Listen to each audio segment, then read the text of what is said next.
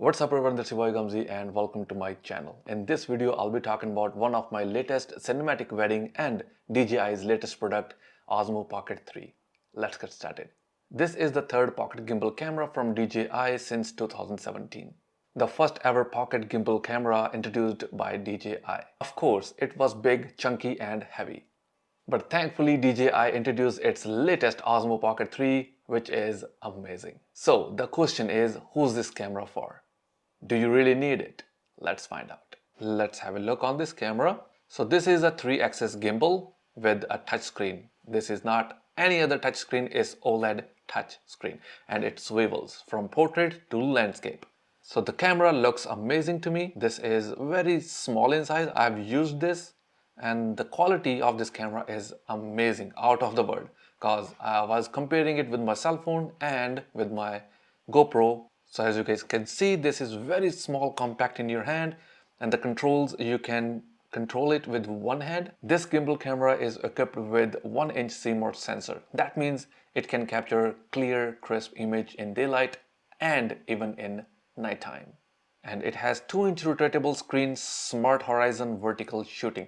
So that means if your screen is in vertical, you can shoot vertical. If it's in horizontal, then you're using those 16:9 YouTube style videos. It has 3-axis gimbal mechanical stabilization. It's not digital, it's not optical, it's mechanical. That means it has its own motors which can stable your footage while you're vlogging or while you're making video.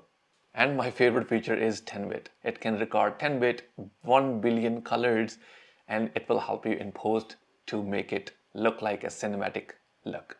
Other than that, for your audio recording, it has 3 microphones inbuilt and you can record stereo. So the next feature is full pixel fast focusing.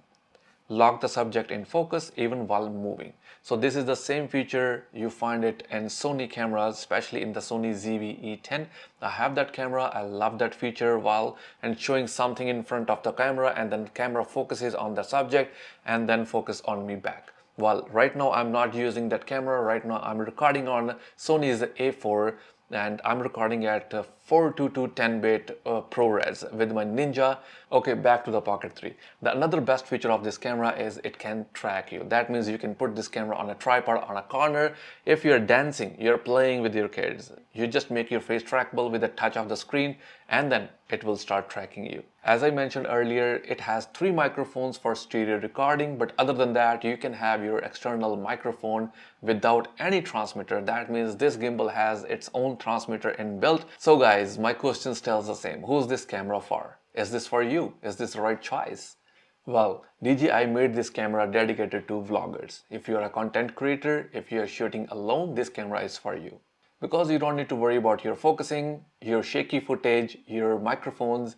It will do everything for you. It's easy to use, and if you're a beginner, you have no idea about cameras, this is the best option for you in the market right now. Personally, I love this camera. I might upgrade to Pocket 3 from my GoPro 7.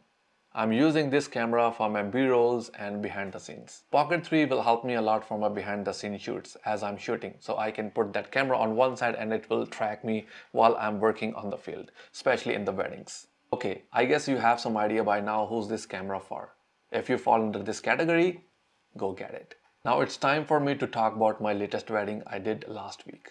For that wedding, I used my Sony A4 with Ninja 5. I was recording 4K 60 frames per second, 422 10-bit. And surprisingly, I was using my Crane M3 for this wedding.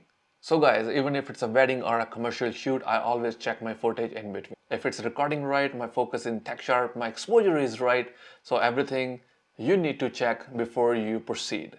It was a high-end big fat wedding, I would say. So guys, after the ceremony and family pictures done, we took the couple to backside of the hotel. It was a beautiful park with that cinematic look. I was using 60 frames per second. That means my shutter was 125, the double the shutter speed. So I was getting my footage overexposed and it was a sunny day outside. To compensate the light and exposure on my sensor, I was using an ND filter. And guys, this is the variable ND filter I'm using. This is from Nissi company. This is 5 to 9 stop variable ND filter. If you guys want to know more about this ND filter, I have already made a video. The link is in the description. Have a look. Already, I hope you guys like this video. If you do, make sure you guys like, subscribe and share this video. I will see you in the next time. Take care. Bye bye.